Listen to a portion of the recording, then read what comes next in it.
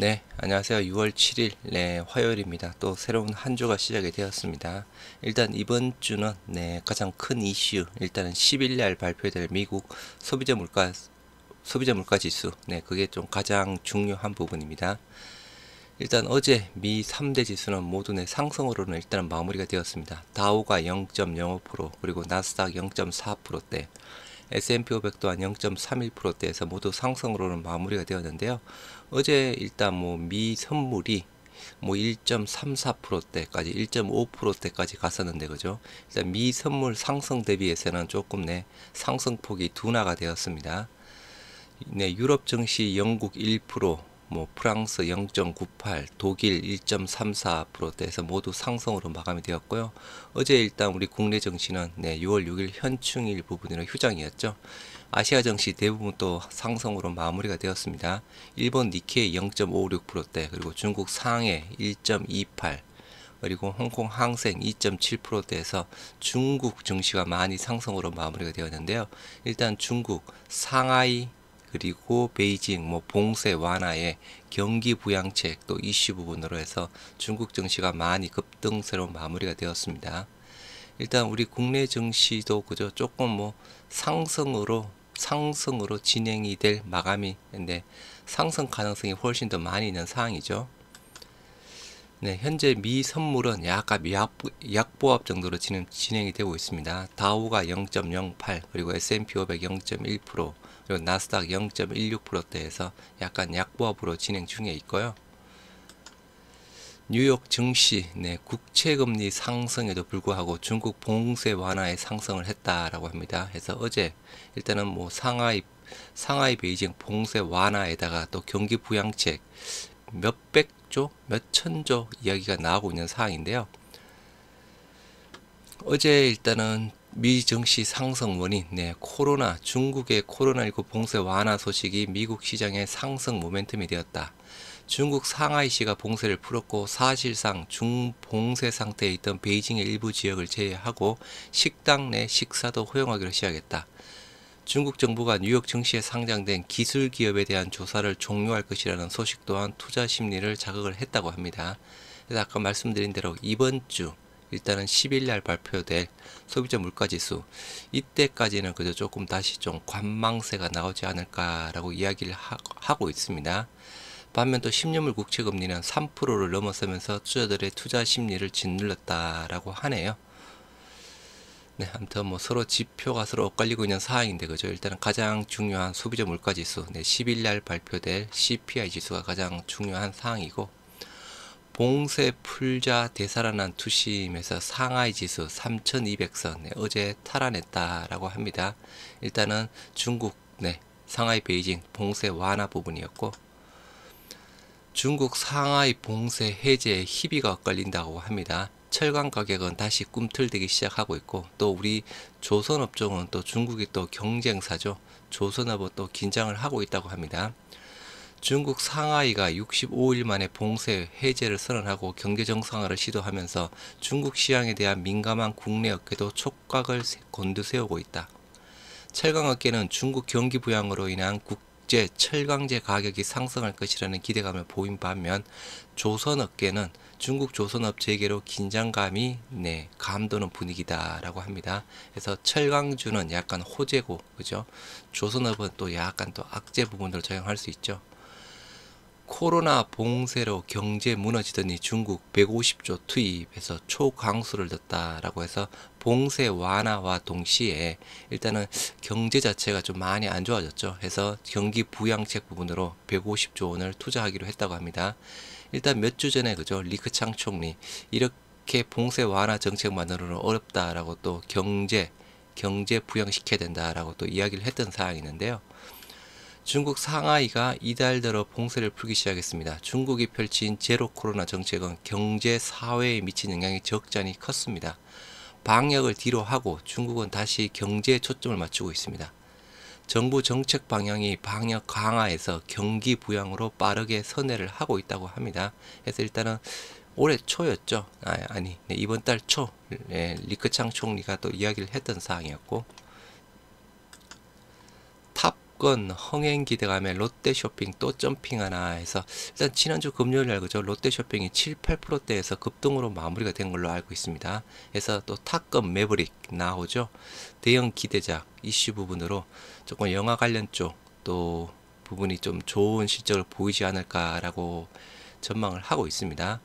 올해 23% 급등한 롯데쇼핑이 롯데시네마 등의 컬처 윅스의 실적 개선으로 또 한 번 반등에 성공할지 기대감이 모이고 있다.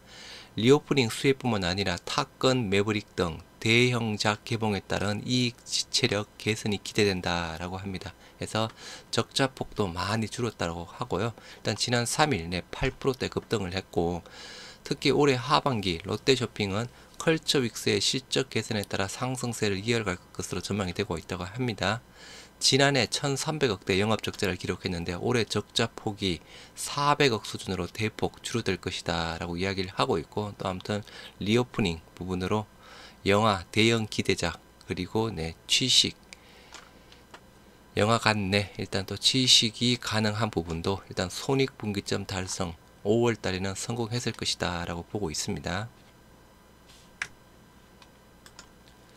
화장품주 올 들어 첫 수출 플러스라고 합니다. 아직 면세점은 아직 조금 따이공들이 조금 들어와야 된다라고 해서 늦을 수도 있다라고 이야기를 하고 있고요.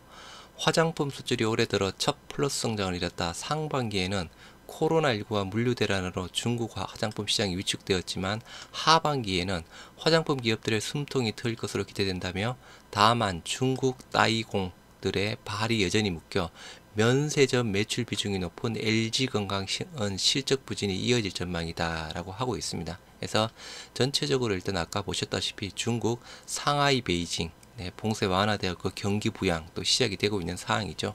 또 화장품주 일단은 또 수출 쪽에도 긍정적 부분이지만, 일단 면세점 비중이 높은 LG 생활건강은 조금 실적 개선 자체가 조금 늘어질 것이다 라고 이야기를 하고 있습니다. 반면에 아모레퍼시픽은 면세점 매출 비중이 26%밖에 안 되지만 LG생활건강은 면세점 비중이 41% 부분으로 LG생활건강 쪽보다는 아모레퍼시픽을 이야기를 하고 있고요. 중국 봉쇄 해제 조치의 화장품주 수혜 아직은 더 지켜봐야 아무튼 당장 또 개선이 될 것이다. 그래서 지금 조금 저가 매수 부분이다 라고 이야기를 하고 있는 반면, 아직은 조금 더 지켜봐야 된다라는 또 두 가지 의견이 있는 사항입니다. 중국 당국이 상하이와 베이징의 봉쇄 해제 조치를 발표하면서 중국 의존도가 높은 화장품주 반등 여부에 관심이 쏠렸다. 이 같은 기대감이 국내 증시에 반영이 되면서 6월 3일 화장품주와 일부 면세점까지 전반적인 오름세를 보였다라고 해서 단기적으로는 조금 주가의 긍정적인 부분일 것이다 이야기를 하고 있는 반면, 또 반면으로는 회복이 확인될 때까지는 시간을 두고 지켜봐야 된다라고 이야기를 하고 있는 사항도 있습니다. 삼성전자 6만 전자는 언제까지 해서 실적 우려가 더 크다, 저가 매수 기회다 라고 해서 4분기 실적 둔화 우려 부분이 일단은 지금 주가에도 반영이 되어 있다라고 하고 있는 사항인데요. 아직 조금 더 지켜봐야 된다라고 이야기를 하고 있는 사항도 있습니다. 삼성전자가 7만 전자의 벽을 무너뜨리지 못한 채 주가가 고전 중이다. 업계에선 삼성전자의 4분기 실적 둔화가 점쳐지는 가운데 저점 매수 구간에 진입했다. 최근 삼성전자 주가 4분기 실적 둔화 전망이 일단은 반영이 되어 있다라고 이야기를 하고 있습니다. 그래서 일단 삼성전자 힘들죠. 고개에 든 인플레이션 태양광주에 주목을 하자라고 하고 있습니다. 그래서 인플레이션 글로벌적으로 다 지금 문제죠. 미국, 유럽, 우리 국내도 마찬가지고, 일단은 이번 주에 나올 CPI 미 소비자 물가지수가 일단 가장 중요한 부분이고, 이날 태양광 관련 업종은 주목을 받을 것이다. 조 바이든 미국 행정부가 동남아 4개국에서 수입되는 태양광 패널 관세 면제, 클린 에너지 지원을 위한 국방 물자 생산법 발동 등에 나서면서 태양광 업종은 물론 전기차, 2차 전지 업종 등도 강세를 보일 것이다. 특히 중국 규제 당국이 디디 추싱에 대한 안보 조사를 마무리하고 신규 가입자 유치 중단 등 규제를 해제할 것으로 알려진 점도 관련 종목에 긍정적인 영향을 줄 것이다 라고 하고 있습니다. 그래서 태양광 관련주 뭐 E20뿐만 아니라 그죠, 기존의 유럽, 러시아 이슈 부분으로 신재생 에너지 쪽에 대한 부분은 중장기적으로도 계속 좋다라고 이야기를 하고 있는 사항이고요. 이번 주 추천주, LG CNS, 지분가치, 그리고 주주 환원 두 가지 이유 부분으로 LG에 주목을 하자라고 이야기를 하고 있습니다. SK증권에서는 LG와 LIG 넥스원, 한솔케미칼, 하나금투에서는 S오일, 크래프톤 신세계, 유안타증권에서는 기업은행, TKG 휴캠스, KT, 삼성증권에서는 SK이노베이션, 현대모비스, 롯데쇼핑을 이야기하고 있습니다. 그래서 개인적으로는 LG, LIG 넥스원, S1, 크래프톤 신세계, SK이노베이션, 현대쇼핑 아까 보셨던 그쪽이 좀 어떨까 싶네요. 카르티닌 복합제, 간해진, 간장약 한계 극복 가능하다라고 해서 우리 셀트리온 제약에서 판매하고 있는 부분이죠. 그래서 약사 좌담회가 열렸다고 하는데 간해진에 대해서 굉장히 좋게 보고 있습니다. 그래서 지방간의 효과도 있고 뭐 여성 비만, 위드 코로나에도 효과가 있는 사항이라서 간해진 말 그대로 조금 또 긍정적인 부분이고 그죠. 또 간해진 또 특허가 만료되었는데 그죠, 후발주자는 안 나오고 있다고 하죠. 여러 가지 이슈 부분으로 해서 조금 간해진이 뭐 계속 시장을 또 잡고 나갈 수 있다라고 이야기를 하고 있습니다. 일반 의약품 시장에서 비타민만큼 찾아보기 쉬운 제품이 간장약이다. 유명한 브랜드부터 잘 알려지지 않은 품목까지 수많은 간장약들이 즐비해 있다. 이 같은 상황에서 셀트리온과 신신제약이 손을 잡고 다케다 제약으로부터 사들인 간해진의 본격 프로모션에 나섰다고 합니다. 간해진은 아무튼 우루사보다는 그죠, 시장 점유율 지금 뭐 몇 년 전부터 시장 점유율 훨씬 높고 국민질환 지방간 카르티닌 성분에 주목하자라고 해서 간해진이 가지고 있는 성분, 그래서 여러 가지 장점들 약사들이 많이 이야기를 하고 있습니다. 간장약 홍수속 간해진의 장점, 이어진 패널 토의에서도 간해진의 다양한 장점에 대한 조명이 이루어졌다. 특히 간장약 제품군 내에서 간해진의 차별화 포인트가 거론이 되었다. 일단 뭐 기본적인 피로 회복, 뭐 지방간, 여성 뭐 이슈종에 대해서 아무튼 계속 좋은 의약품이다라고 이야기를 하고 있는 사항입니다. 간해진 누구에게 필요한가? 간해진이 적합한 구매층에 대한 조언도 이루어졌다. 베이징 약사는 이날 카르티닌 복용이 필요한 소비자들을 분석했다라고 해서 노인, 폐경기 여성도 일단 좋다라고 하고 있고요. 일단은 간해진 말 그대로 조금 대박 의약품이다라고 이야기를 하고 있습니다. 오늘 아침 방금 나온 KB증권에서 셀트리온 보고서가 나왔는데요. 셀트리온 램시마 SC 가치 재입증됐다라고 하면서 투자 의견 매수가 나왔습니다. KB증권이 셀트리온에 대한 투자 의견을 매수 목표가를 20만원, 아무튼 목표가는 그대로 유지를 하고 있습니다. 매수는 하면서 아무튼 조금 안 좋을 때는 그죠, 목표가 바로 하향을 하는데 좋은 게 나와도 그냥 목표가는 유지입니다. 하반기로 갈수록 수익성 높은 제품으로 제품 믹스가 개선될 의견이다. KB증권, 셀트리온은 지난 1일에서 4일 덴마크 코펜하겐에서 개최된 유럽 류마티스학회 2022에 참가해 램시마 SC의 우수성을 발표했다며 다양한 임상을 통해 유효성과 안전성이 검증됐으며 환자의 복용 편의성이 높아지고 의료진은 치료 옵션이 늘어난다는 장점으로 램시마 SC의 시장 침투 속도는 더욱 빨라질 전망이다. 내년 미국 출시 예정인 다수의 후보 물질 중 가장 기대되는 제품은 휴미라의 바이오시밀러 유플라이마라며 자가 면역 치료제 질환체인 휴미라는 지난해 매출액이 207억 달러에 달하는 글로벌 1위 제품으로 이 중 83.7%가 미국에서 발생, 대략 한 21조에 해당되는 사항입니다. 현재 출시를 앞둔 10여 개 바이오시밀러 중 고농도 제품은 셀트리온의 유플라이마를 포함해 3품목에 불과하다. 알보텍이랑 삼성바이오피스 3개 제품이고요. 이미 동일한 TNF 알파 저해제인 램시마 IV를 판매하고 있다는 점도 긍정적이다.